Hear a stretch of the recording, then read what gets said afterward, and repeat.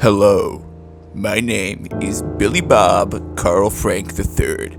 I am 46 and a half years old, and last week was a spooky one. As I got home from work and went inside my house, my occasionally happy wife was creating dinner out of things from the fridge. As I reached for my alcoholic substance of choice, she said that there was a package for me in the kitchen counter. I slowly opened the package, and inside there's nothing, but somehow a gust of air escapes from the package, and this causes the lights to flicker. My obnoxious wife yelps as her spatula is moved a whole inch to the right at a 36.4 degree angle.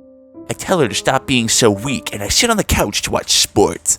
I can hear my wife mumbling to herself as she continues to prepare dinner.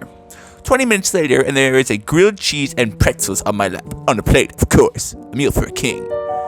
I asked my wife how it took 20 minutes to make this, and she said that her utensils kept moving out of reach when she tried to grab them.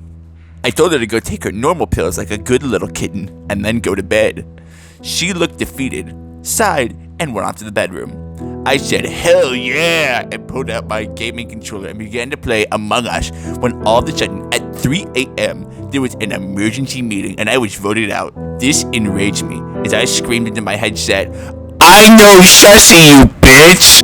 I was actually using a sophisticated technique called lying because I was actually the imposter.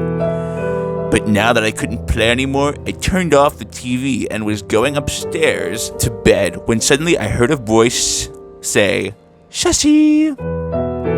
As you can imagine, I maintained my composure and walked down the hall to the little boy's room. But when I turned on my sink, the water was yellow. "What the flip?" I said. "Is this piss?"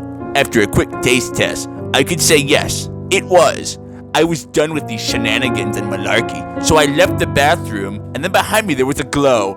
I knew what it was. It was the ghost of one of those girls I had killed in 1995 on Black Friday because she was going to take the last video game. I couldn't have that happening, so I had to, do it. I began to run down the hall, past the couch, through the kitchen, up the stairs. The second I placed my foot on the third step, I realized that upstairs is a dead end, and I would have been better off running outside. But it was too late, as she was fast gaining, and I had to keep running. So I went past the spare bedroom and into my wife and I's bedroom, where I leaped over her like the flippin' gymnast I am, and promptly crashed into the floor, spraining my ankle. I screamed so many obscenities at that moment that it woke my wife up. As she asked what was so wrong, the ghost burst into the room and she started screaming. So I took the distracted ghost opportunity and jumped out of the window onto the mattress I had kept outside the window for this exact reason. She always said it was stupid and looked ugly and it lowered our property value. But who's downstairs with a sprained ankle and a migraine and not currently being brutally murdered and tortured as I speak? After the screaming stops, I go inside to find my wife hidden under a bloody blanket.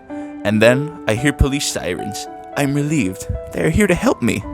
I tell them that the ghost of a woman I had murdered had broken into our home and killed my wife. Honestly, I still don't understand why I'm in this mental asylum.